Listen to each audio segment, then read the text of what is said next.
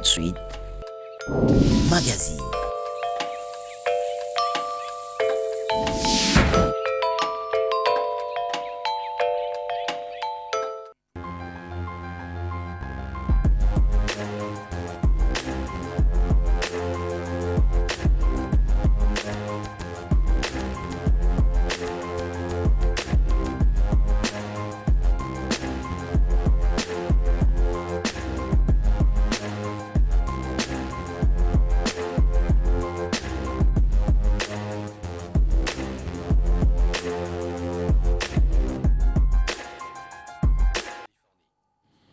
Vous retrouver, c'est encore un grand plaisir parce que lorsque nous nous retrouvons, c'est pour porter de grandes analyses, pour parvenir la population à un niveau élevé de la compréhension de tout ce qui se passe comme actualité dans le secteur social, politique, économique, culturel, tous les secteurs de la vie de Congolais. Vous le savez, c'était considéré comme un mouvement relégué pour les délinquants, mais aujourd'hui, ce mouvement prend de l'ampleur et jusqu'à intéresser des scientifiques, des historiens.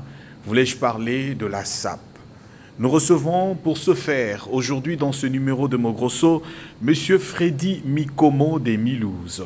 Il est sapeur, habilleur, il est en même temps historien de la SAP. Il est ici à Kinshasa parce qu'il a reçu l'invitation du collectif Sadi qui a préféré que M. Mikomo arrive à Kinshasa pour certaines festivités qui se préparent déjà.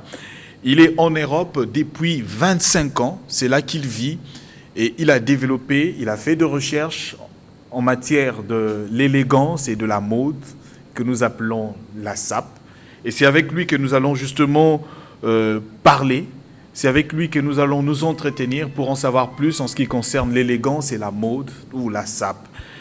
Et il est encore ici à Kinshasa, c'est en prévision du grand congrès international de la SAP qui se tiendra éventuellement à Kinshasa l'année prochaine, 2016, au premier trimestre.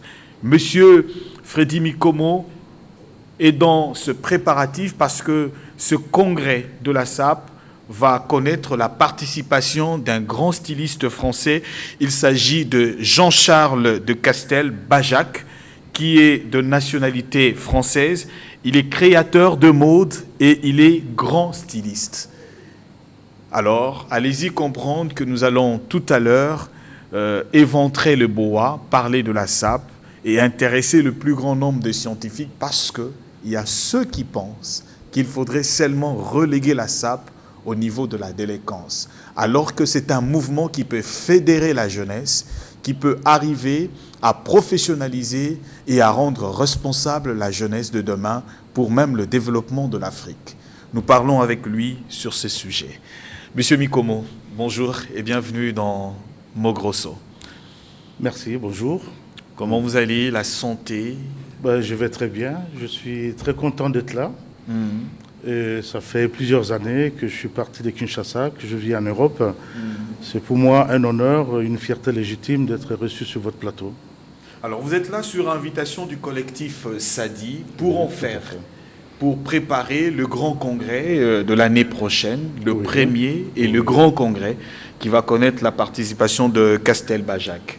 Parlez-nous un peu de ce congrès et en substance, vous allez également nous parler de Castel-Bajac. Oui. Donc ces congrès, d'abord, avant toute chose, il faut parler de la SAP.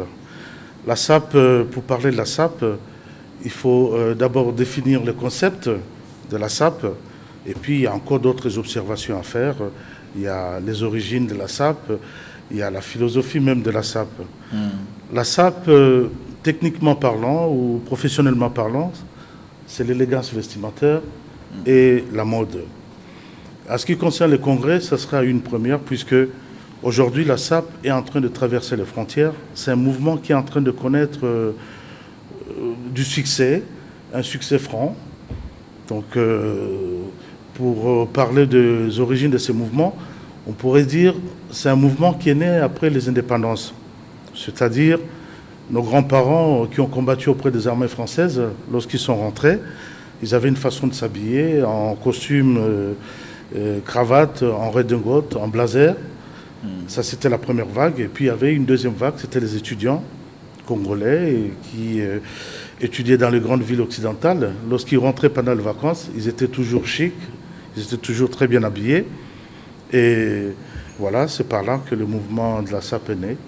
Et puis, bon, quant à la philosophie de la SAP prône la propreté corporelle, l'élégance vestimentaire, et puis la courtoisie et la créativité aussi. Alors, lorsqu'il faudrait que nous évoquions, par exemple, les grands ténors de ce mouvement, lorsqu'il faudrait parler de grands stylistes, de gens qui ont promu la SAP, on cite parfois Versace, on cite parfois... en fait, je suis Dolce Gabbana, Dolce Gabbana, Christian Yves Saint-Laurent, Saint-Laurent, Jean-Paul Gaultier, voilà. Issey Miyake, on cite Yoichi Yamamoto. Est-ce que il y a par exemple, lorsqu'il faudrait parler de ce genre-là, ça vous fait quoi? Bon, d'abord, il faut savoir, la SAP, ou l'élégance vestimentaire, est née avec les civilisations. Lorsqu'on regarde au niveau de l'Antiquité, il y avait toujours l'élégance. On prend le 18e, 19e siècle, l'élégance vestimentaire était réservée aux classes aisées, à la bourgeoisie, à la noblesse, à l'aristocratie. Et aujourd'hui, s'habiller est une forme de liberté, je dirais même une liberté d'expression. Et à ce qui concerne tous ces créateurs, c'est vrai, ça c'était aussi mon souci, que nous portons leurs vêtements. Il serait peut-être nécessaire de connaître aussi leur historique, de connaître aussi leur création. Aujourd'hui, je respecte beaucoup les sapeurs, parce que pour être sapeur, il faut savoir créer. Un sapeur, c'est quelqu'un qui est artiste et à la fois artisan, puisque bon, un artiste, c'est d'abord une œuvre ambulante. Donc quand les sapeurs s'habillent, ça ne tombe pas du ciel. C'est des gens qui font des recherches, qui essaient de coordonner les couleurs et les mouvements, tout ce qui s'ensuit. Donc il faut se dire que tous ces créateurs-là, pour moi, ce sont des génies. Ouais. Des génies, des gens qui ont inséré et puis inventé beaucoup de choses. D'ailleurs, il y a une phrase très célèbre, ce serait peut-être de Papa Wemba, qui dit l'homme blanc a inventé les costumes et le sapeur congolais en a fait un art. Donc, pour dire que... L'homme blanc a inventé le costume, le sapeur congolais en a fait un art. Ouais. Donc, pour dire, ça demande beaucoup de création, de créativité, d'inventivité également. Donc, lorsqu'on regarde l'univers de la SAP, c'est un univers qui est très vaste. On pourra en discuter à perte de vue. Et d'ailleurs, la SAP a intéressé les sciences sociales, la sociologie, la psychologie, même la littérature. Lorsqu'on parle d'Honoré de Balzac, on parle de Baudelaire, c'est des écrivains qui ont parlé de la SAP, donc de la mode. Et puis, il y a eu des grands philosophes qui ont émis des idées. Et il y a beaucoup des études américaines et anglaises qui ont démontré que lorsqu'un homme change de vêtements, il change de comportement. Donc, il y a également Coco Chanel qui disait souvent, lorsqu'une femme est mal habillée, ce n'est pas elle qu'on regarde, mais sa robe. Et lorsqu'elle est bien habillée, c'est plutôt elle qu'on regarde. Donc, les vêtements ont toute une histoire. Voilà. Et c'est un message, ça fait passer un message, c'est en même temps un véhicule de communication. Tout à fait. Nous vivons dans une société de l'image. Lorsqu'on s'habille, c'est d'abord un respect pour soi et puis c'est un respect pour les autres. Notre façon de nous présenter, pour moi, c'est un passeport, c'est aussi une carte de visite. Donc en France même, ils ont développé un phénomène, ce qu'on appelle les coachs vestimentaires. Il y a des personnes qui ne savent pas s'habiller. Coaching le matin. Oui, le coaching le matin. Il y a une personne qui les coach, qui lui montre comment s'habiller et tout. Donc, comment faire l'harmonie de couleurs. Oui. Comment mettre une veste sans cravate. Tout à fait. Le modèle ne peut se marier qu'avec une chemise col Mao, par exemple. Par exemple. Je suis très content parce que là, vous m'aidez enrichir mes connaissances aussi. Il y a ce qu'on appelle les fondamentaux du code vestimentaire. C'est très important. Je citerai quelques règles. Par exemple, lorsqu'on porte une costume à deux boutons, il faut toujours laisser un bouton ouvert. Il y a plusieurs règles. Il y a aussi le bretelle. On ne peut pas porter le bretelle avec la ceinture. Ça fait une faute de goût. Il y a aussi un homme ne peut pas porter un costume noir avec des chaussettes blanches. Donc tout ça là. Il y a une règle qui a été édictée par Francesco Smalto. C'est la règle de décès. Donc les cols de la chemise et les cols de la cravate doivent être littéralement collés. Oui, ça ce sont des règles. Malheureusement, ça relève du bon sens et des habitudes ou de la tradition. Et ça demande beaucoup de moyens. Non, même pas. Actuellement, avec le progrès, la science, la technologie, on peut s'offrir le vêtement à bas prix. Aujourd'hui, les vêtements sont à la portée de tout le monde. Voilà. En fait, il y a un principe. Être sapeur, c'est avoir beaucoup d'argent, ou être sapeur, c'est seulement avoir l'élégance et savoir combiner les couleurs et savoir mettre l'habit qu'il faut. Bon, c'est une question, je me permets de le dire, c'est une question vicieuse. Parce que, bon... Très vicieuse. Très vicieuse, puisque aujourd'hui, la notion de la sape est très vaste. Pour moi, la sape, c'est l'élégance vestimentaire. Et l'élégance vestimentaire, comme je le disais tantôt, a commencé depuis que l'humanité existe. Donc, être sapeur, on peut s'habiller pour moins de frais, c'est-à-dire coordonner les couleurs et puis s'habiller avec des vêtements qui ne sont pas coûteux. D'ailleurs, Papa Wemba l'avait dit, je suis sapeur depuis 30 ans. C'est vrai qu'à l'époque, c'était très difficile. On saignait, on s'est sacrifié pour s'acheter des vêtements. Aujourd'hui, bon, il y a certains monuments à la sape qui disent il suffit que le corps, il suffit que le vêtement aille avec la personne et on peut être sapeur aussi. Alors, lorsque nous parlons vous avez évoqué l'historique, par exemple, de la sape. Oui. Alors, particulièrement chez nous ici. Oui.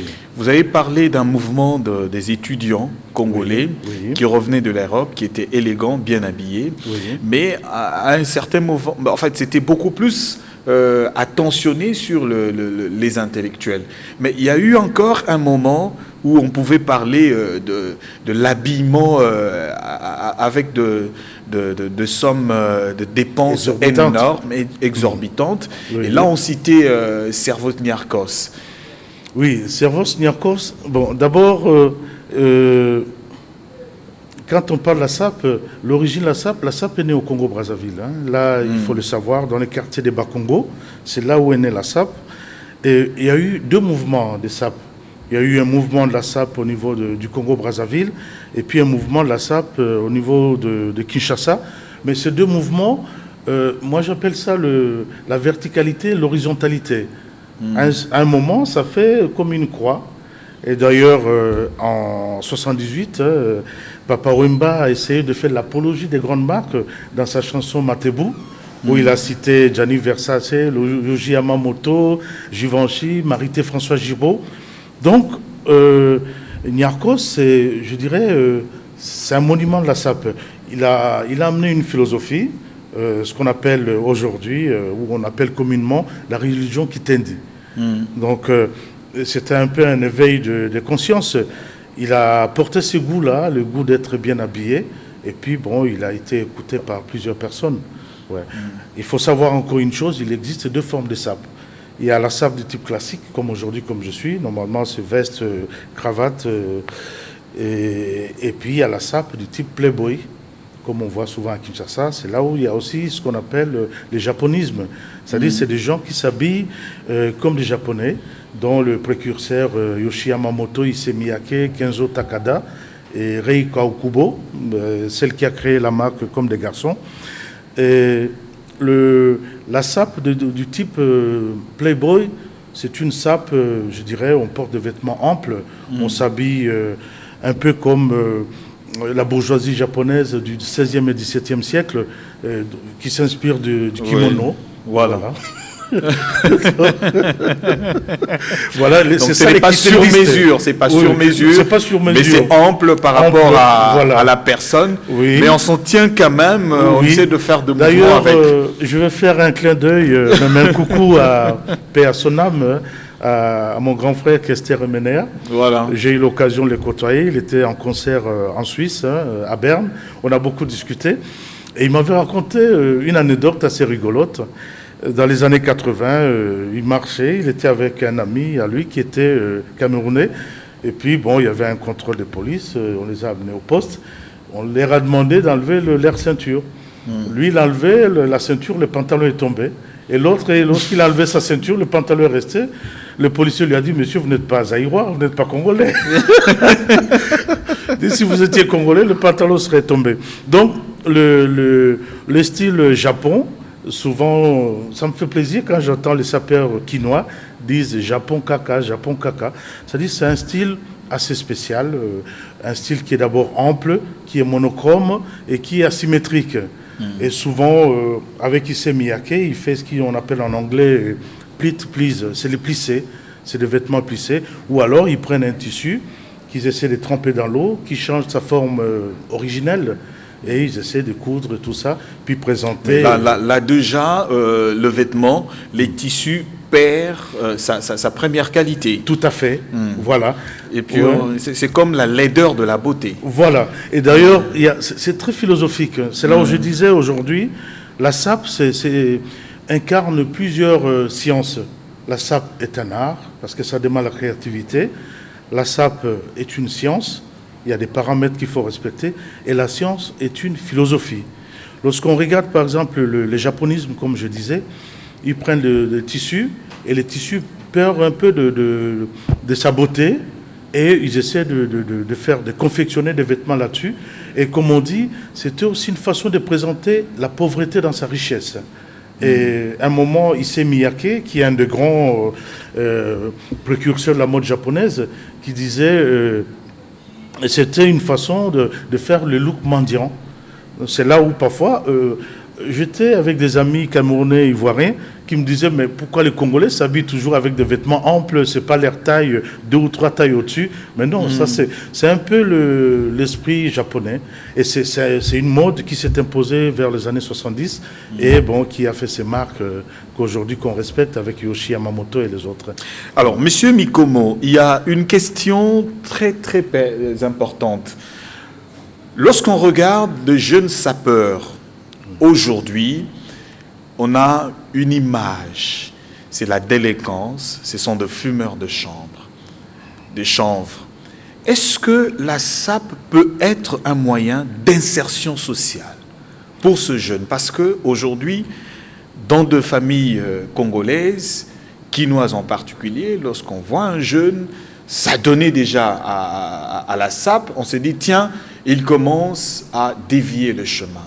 On dit, il devient voyou en ce moment-là. Est-ce que ça peut être un outil d'insertion? Ben écoutez, je ne sais pas, votre question ne me fait pas peur. Hein. Je vous dis une chose, la SAP, ce n'est pas un mouvement de marginaux. La SAP, ce n'est pas un mouvement de voyous. La SAP a une très grande philosophie. Lorsqu'on voit ces jeunes sapeurs-là, j'essaie de faire une étude comparée entre la SAP et les autres mouvements qui existaient dans la société. Très bien. On a eu le hippie, le grunge, le rasta, le punk. Je vous dirais en toute sincérité, la SAP reste un mouvement de noblesse. Donc, tous ces jeunes-là, ce ne sont pas des délinquants, ce ne sont pas des marginaux. Et aujourd'hui, la SAP est en train de traverser les frontières et on est en train je dirais, on est en train de faire un pas en avant, pour dire que aujourd'hui, la SAP peut être rentabilisée, on peut capitaliser la SAP, on peut créer des emplois à travers la SAP. Et d'ailleurs, j'ai soumis un projet au niveau du gouvernement pour la création d'un musée de la SAP. Et il y a plusieurs idées. On peut créer des structures, par exemple un CAS, les centres d'accompagnement pour les sapeurs. Donc, encadrer les sapeurs dans leur démarche, par exemple, c'est ce qui fait le collectif SADI déjà.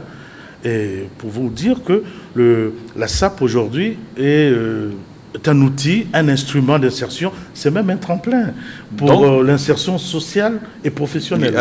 Avec le coaching, la création de ce centre, vous pouvez arriver à fédérer les efforts, les intelligences pour en faire une profession noble, comme vous l'avez dit tout à l'heure. Est-ce qu'on peut atteindre maintenant une certaine déontologie dans les codes qui existent déjà?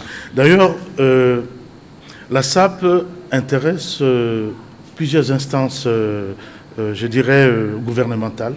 La SAP, pardon, excusez-moi. La SAP intéresse le ministère de la Culture et des Arts.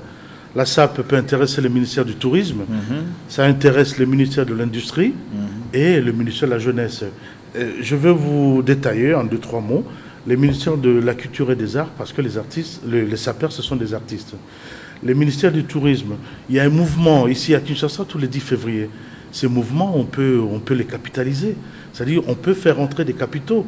On peut avoir les médias, la presse étrangère, lorsqu'on va fleurir la tombe de Niarchos. Là, c'est le 10 février de chaque année. Oui, on pourrait dire c'est la journée internationale de la SAP qui existe à Kinshasa depuis longtemps. Il ne reste plus qu'à l'institutionnaliser. C'est un mouvement qui existe depuis. Les sapeurs se retrouvent, ils vont fleurir la tombe de Niarchos. Donc, on peut, à travers tous ces mouvements-là, créer des emplois, occuper le jeune, et tous les moyens sont bons, mais il manque juste l'accompagnement, je dirais, des pouvoirs publics. Parce que j'ai eu des contacts, mais il y a un peu de crispation pour l'instant au niveau des instances pour nous aider aussi. Vous y arriverez alors, puisque vous avez évoqué la traversée des frontières internationaux. La SAP s'internationalise aujourd'hui. Et parce qu'elle s'internationalise, quelle est la part du sapeur congolais aujourd'hui dans le monde international? Qu'est-ce que ce sapeur congolais va présenter? Puisque pour la plupart, vous êtes comme, passez-moi le mot français, vous êtes aliénés, vous êtes étrangers en vous-même.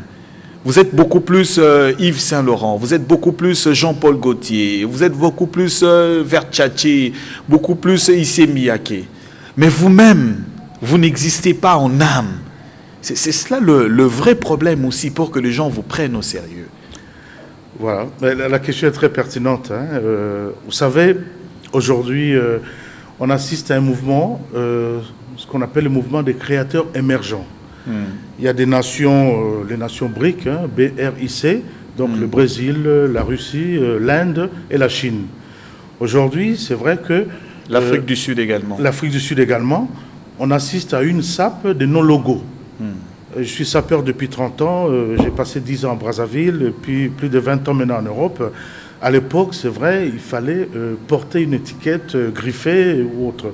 Mais aujourd'hui, on a des grands créateurs. Je pourrais citer le nom d'Anthony Morato, même Michael Kors. Ce sont de jeunes qui sont en train d'émerger. Des jeunes Congolais? Non, des jeunes étrangers. Mais en ce qui concerne les Congolais, nous avons ici Kaditoza, qui a eu la chance de partir avec le collectif SADI en France et qui a eu un échange très fructueux avec Jean-Charles de Castelbajac. Donc, je voulais dire une chose. Il fut un temps où les créateurs occidentaux ne s'intéressaient pas aux sapeurs congolais. Mais aujourd'hui, nous assistons à un revirement de la situation.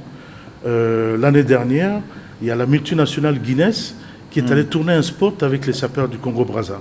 Et ce spot a été montré en Angleterre, en Irlande, un peu partout. Et récemment, au mois de février, le collectif SADI a fait les déplacements sur invitation du créateur Castelbajac à Paris, avec les sapeurs congolais qui ont défilé au Palais de Tokyo, qui est un des grands musées parisiens. Et en passant, Castelbajac, c'est un grand créateur, c'est quelqu'un qui a fait un nom, pour dire que c'est la personne qui a confectionné la tenue du pape Jean-Paul II en 97. Jean-Charles Castelbajac. Jean-Charles de Castelbajac. Voilà. Et c'est lui qui habille toutes les grandes stars, Rihanna, Beyoncé, Lady Gaga, et j'en passe. Ouais. Et aujourd'hui, ces créateurs s'intéressent aux sapeurs congolais. Et je dis pour les sapeurs congolais, c'est je dirais, c'est une grande consécration. Et d'ailleurs, leur visite à Paris au mois de février avait fait l'effet d'une petite bombe. Il y a des personnes qui s'y attendaient pas, qui disaient, mais au lieu d'inviter les étudiants, on invite les sapeurs et tout.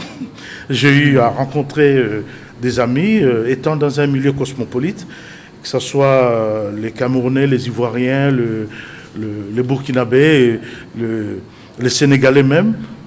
Tout le monde salue le mérite des sapeurs congolais. Donc aujourd'hui, on pourra dire que la SAP pourrait être professionnelle.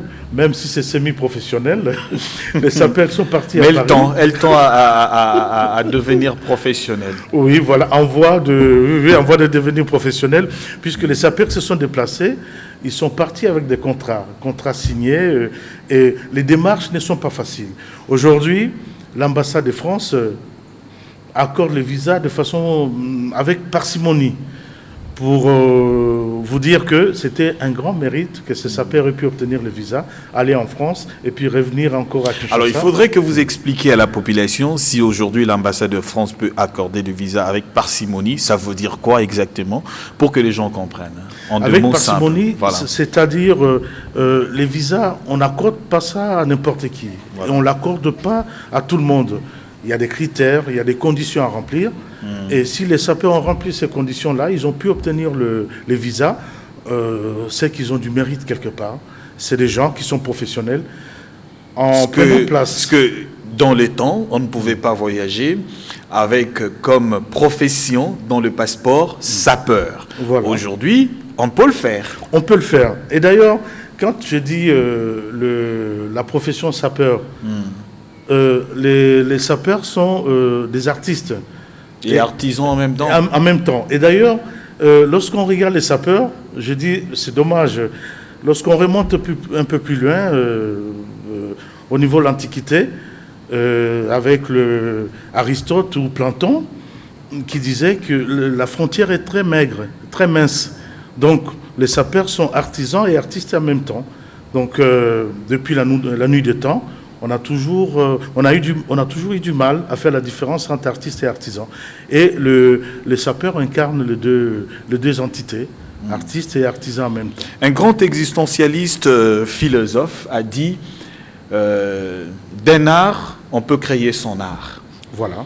Alors, le danger, c'est qu'aujourd'hui, avec ce métissage entre les artistes, les stylistes congolais et européens, le jeune qui émerge aujourd'hui, oui, au risque d'avoir peut-être une déconnexion, dans le sens que ceux qui sont en Europe peuvent recevoir des subventions et émerger en présentant même dans ce métissage une partie de l'art congolais.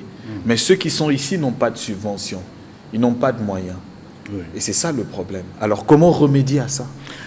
Bon, écoutez, tout ça, c'est ce que je disais tantôt, c'est l'accompagnement des pouvoirs publics. Vous savez, aujourd'hui, il faudrait que... Il faut convaincre le pouvoir public, il faut convaitre l'État.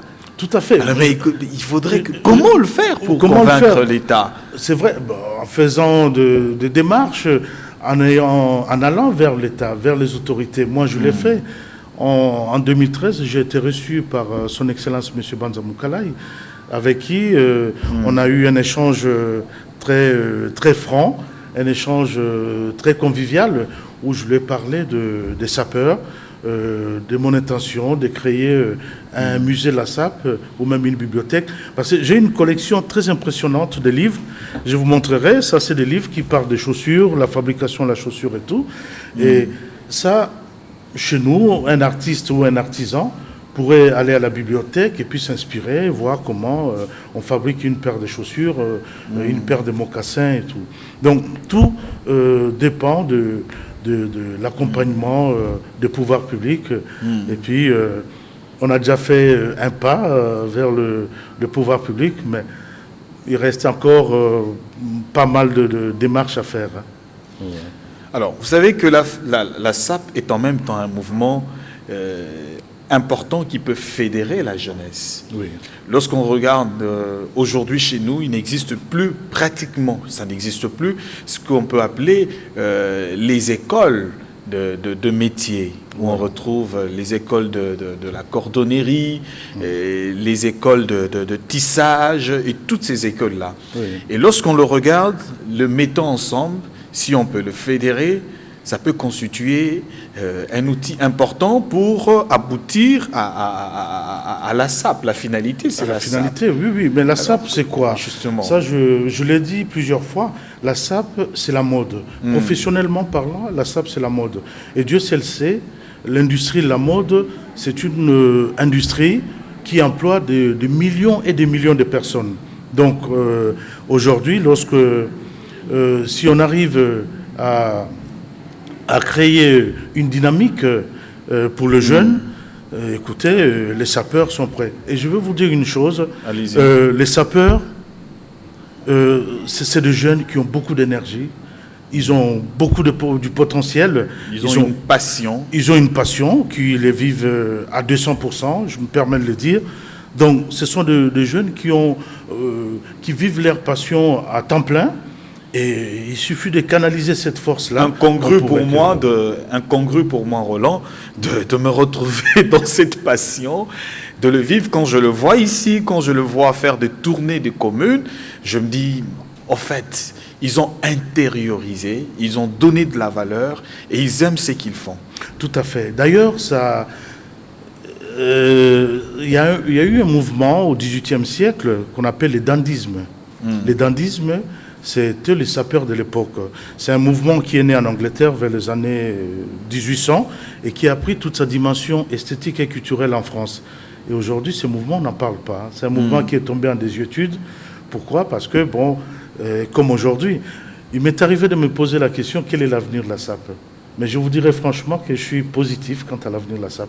La SAP a un avenir. Et l'avenir de la SAP dépend des sapeurs. Donc aujourd'hui, c'est aux sapeurs de montrer qu'il faut sauver le meuble. Ouais. Et ce meuble-là, je crois qu'on va se battre corps et âme. On va déplacer les montagnes pour pouvoir le sauver. Un grand artiste congolais disait bien coiffé, bien habillé, bien rasé, bien parfumé. Bien parfumé, ça fait partie des philosophies. Parce que la SAP, comme je disais, c'est là que j'allais tomber justement pour parler quelle est l'idéologie philosophique de la SAP. On peut faire trois réflexions. Allez-y. La première, c'est l'élégance vestimentaire. Très bien. La deuxième, c'est la propreté corporelle. Très bien. La troisième, c'est la créativité. Et on pourrait annexer une quatrième réflexion, c'est le respect de l'autre. Parce que lorsqu'on s'habille, on s'habille pour soi et pour les autres. Pour le respect de l'autre. Pour le respect de l'autre. Et l'habillement, je dirais, présente notre personnalité. Il y a eu un clip, un spot, où deux personnes marchaient dans la rue. Il y en a une qui était en costume cravate, qui a fait un malaise. C'est tout le monde qui allait vers lui pour lui demander, écoutez monsieur, qu'est-ce qui vous arrive? On peut appeler une ambulance? Et l'autre, le même monsieur, s'est habillé en clochard, comme on dit, en SDF, sans domicile fixe. Il a fait un malaise, tout le monde passait, personne ne s'est arrêté pour lui porter secours. Donc, pour vous dire que souvent, on dit, l'habit ne fait pas les moines, mais j'ai mon grand-père qui disait qu'on reconnaît le moine par son habit. Voilà, très bien. Donc, on peut fédérer toute la jeunesse. Voilà. Et puis, la SAP, c'est un mouvement, je dirais, pluridisciplinaire. Et puis un mouvement cosmopolite. On trouve des grands, des petits. Un directeur ou un patron peut se retrouver avec son salarié, tous dans le même mouvement. Dans le même mouvement. Voilà, c'est un mouvement sans homogène. Contrainte, mais le respect d'autrui. Voilà, parce que on regarde tous dans la même direction. Voilà. Et c'est là où je parlais de la verticalité, l'horizontalité. Et d'ailleurs, ça s'applique aussi sur nos amis de l'autre côté du Congo-Brazzaville. Lorsqu'on se lance des joutes et tout, mais la finalité est la même. On est tous là pour être élégants. Et puis, et je vais vous dire une chose, dans l'élégance vestimentaire, même dans la Bible, on parle de la SAP, si je me permets, dans Éphésiens chapitre 6, où on parle des armes offensives ou défensives. Il y a l'histoire de Jacob, de Joseph et tout, avec L'armure. l'armure, voilà, le bouclier. Voilà, on est sur la même longueur d'onde. Donc, mais la tunique, hein, colorée et Tout à tout. fait. Par là, Ouais, ça ouais, peut présenter des éléments même de l'importance de la sape. Tout à fait. On Donc, s'habille élégamment également pour s'éviter de maladies. Hein, tout à fait, tout à fait. En parlant de pour ça, se protéger. pour se contre protéger, les- il y a un domaine que les sapeurs ignorent souvent, c'est les matières dont nous portons. Ces matières Très bien. présentent des vertus. Le lin, par exemple, les gens ne savent pas, le lin a des effets antidépresseurs. Lorsqu'on porte le lin, ça joue sur le mental. Et ça a été prouvé par des scientifiques, par des chercheurs. Et il y a aussi la laine ou les cotons. Et prochainement, on aura ce qu'on appelle des tissus high-tech. Lorsque vous avez des problèmes de cœur, l'hypertension, il suffit de porter une veste et ça régule la circulation du sang ou les battements du cœur. Très bien. Et il y a aussi un détail très important, la laine. Lorsqu'on voit la laine, il faut se poser la question d'où vient la laine. Il y a des chèvres, des moutons qui sont élevés à 4000 mètres d'altitude en Mongolie, en Afghanistan, et dans des températures allant de 30 à 40 degrés en hiver, moins 40, moins 30. Et ce sont des chèvres, bon, on essaie de prendre le poil quand ils sont encore jeunes, ils ont 3 mois ou 6 mois, et c'est des poils très très fins, ça représente environ 13 microns, et sachant que les cheveux de l'être humain c'est 76 microns. Et là c'est 13, donc c'est avec le microscope qu'on peut voir. Et il arrive que on fait du tissu de très grande qualité. C'est comme les cachemires qui viennent des chèvres qu'on trouve au Cachemire. Et là aussi, dans ma démarche, je voulais également que les sapeurs sachent l'histoire de la mode. Lorsqu'on porte un blazer, le blazer a une histoire. Lorsque la reine Victoria, au 19e siècle, est allée visiter un port où il y avait des marins, il y avait un bateau où l'équipage était habillé en veste bleu marine avec des boutons dorés. Lorsqu'il est rentré dans son château, il a appelé pour savoir mais quelle est la frégate, donc le bateau où l'équipage était très bien habillé. On lui a dit Sa Majesté, ça s'appelle blazer, d'où le nom blazer est resté. Le smoking, c'est une veste, on fume où les gens fument, où les gens fument. C'est-à-dire le duc de Windsor, qui était le roi, le prince de Galles, il a été voir son tailleur pour lui dire écoutez, faites-moi un veston que je veux porter où les gens fument. Il dit Sa Majesté, je vais vous confectionner un smoking. Comme ça, vous portez où les gens fument. Voilà, le deuxième et troisième aspect important, en fait, les éléments qui convergent, qui solidifient, donc qui posent un soubassement par rapport à l'élégance. Vous avez le parfum également, Oui, et vous avez le soulier. Tout à fait. D'ailleurs, Le concernant le parfum qu'il parfum, faut, à l'habit qu'il faut, voilà, je vais à la cérémonie qu'il faut, au temps Tout à qu'il fait. faut.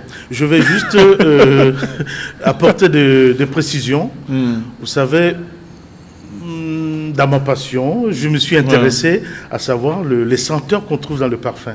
Mais c'est impressionnant. Il m'est arrivé de rigoler tout seul. J'étais en famille. Ma fille me demande, mais papa, qu'est-ce qui te fait rire? Je dis non, je suis en train de lire un livre sur l'origine du parfum. Donc Jésus-Christ, le parfum existe avant Jésus-Christ. Et dans le parfum, il y a des senteurs.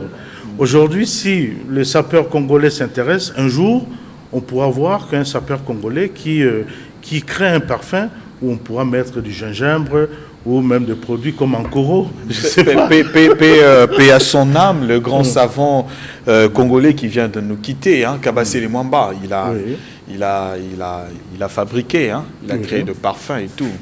Donc c'est un peu dans ce contexte-là. Vous savez, même dans la Bible, vous allez retrouver l'utilité de parfum. On dit qu'il faut se parfumer pour le respect à l'autorité. Tout à fait. Donc, et d'ailleurs, dans l'histoire du parfum,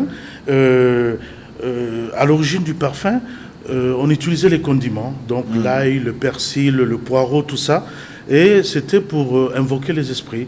Et d'où on a eu la naissance de l'encens, ce qu'on appelle en lingala, tchoulaï, tout ça. Donc le parfum existe depuis la nuit des temps. Voilà, pas n'importe quel soulier qui converge avec pas n'importe quel vêtement. Quel vêtement, oui.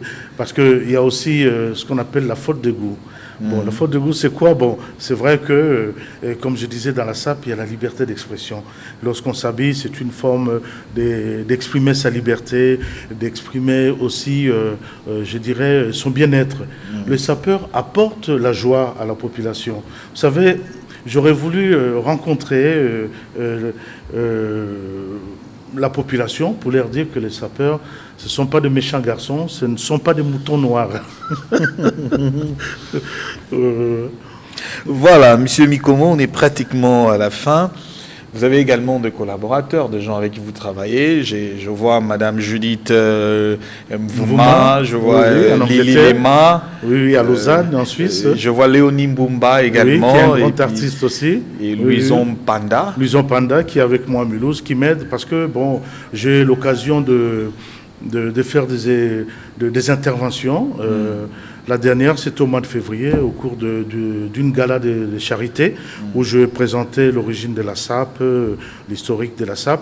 Et il m'arrive également de rencontrer des jeunes, de leur parler de la SAP, de leur parler de la mode et puis des vêtements. Et de leur dire également que les vêtements ont une histoire. Et puis, lorsqu'on porte les vêtements, ce n'est pas seulement pour le plaisir de porter les vêtements. Vous savez, au 19e siècle, il y a un monsieur qui s'était marié et pendant la cérémonie, le prêtre est allé le voir pour lui dire « Écoutez, monsieur, vous êtes content de votre mariage ?» Il fait « Bof ». Il demande pourquoi. Bon, il dit « Je me suis marié parce que ça donnait droit à un costume en laine et puis des chaussures en cuir. » Donc, voilà. Pour vous dire l'influence du vêtement sur l'être humain.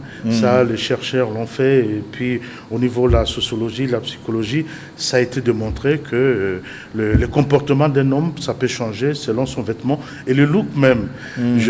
On s'habille, le look d'une personne dépend de son passé, son environnement, de sa profession. J'étais petit, ça on me racontait, j'avais demandé à ma mère pourquoi mon oncle portait toujours les pantalons à fait plancher, le pantalon court. Elle m'a répondu à Lingala, il y a Zala qui pêchait la bande au Bambisi. Donc, il a gardé cette habitude-là de porter des pantalons courts. Voilà. Qu'est-il devenu, Jules Mwango? Il est toujours là? Jules Mwango, oui, en Afrique du Sud, voilà, je lui fais un clin d'œil.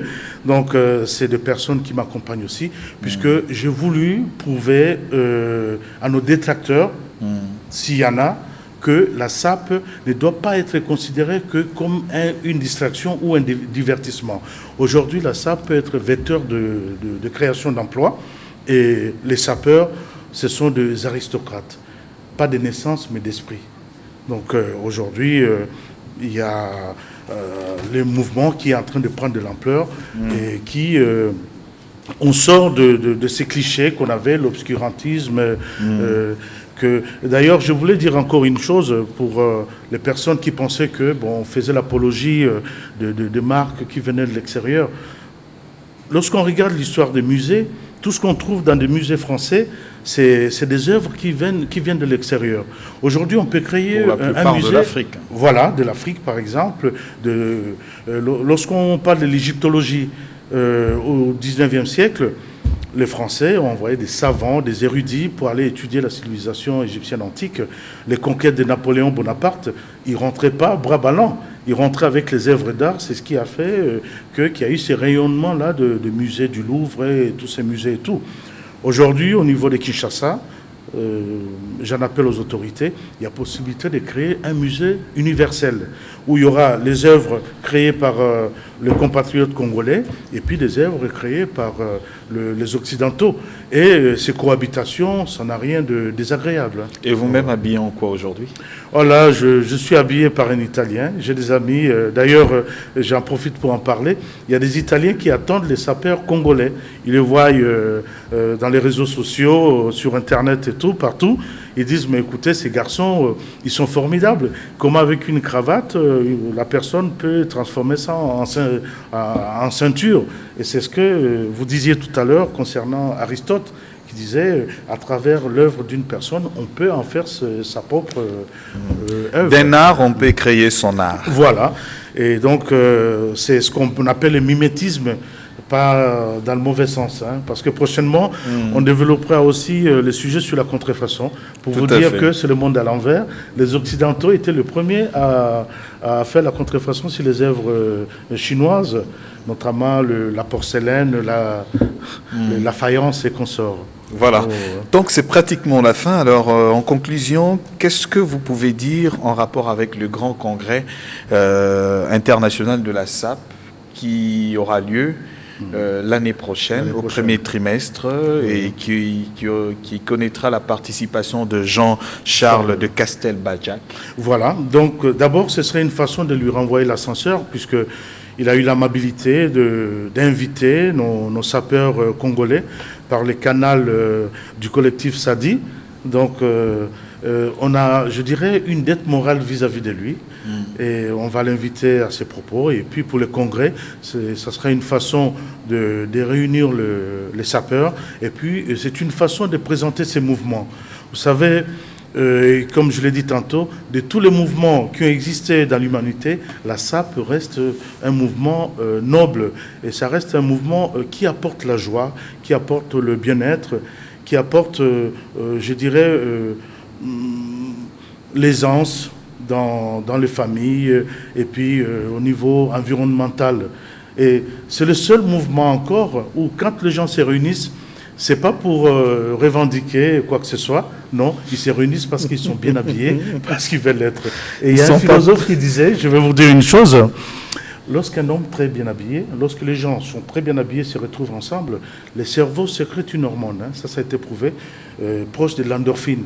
Et cette hormone favorise la sociabilité et la convivialité. Et vous allez voir au niveau du congrès, ça sera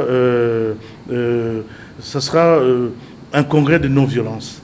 Donc toutes les personnes qui seront là, le cerveau sera là en train de travailler, en train de produire l'endorphine, qui est aussi une hormone de plaisir. Ouais. Voilà, la SAP est un outil d'insertion sociale et professionnelle. Nous avons été sur ce plateau avec Monsieur Freddy Mikomo des Mulhouse. Il est sapeur, habilleur et historien de la SAP. Il est à Kinshasa sur l'invitation du collectif Sadi. Il réside en Europe depuis 25 ans et il est un grand passionné de la mode.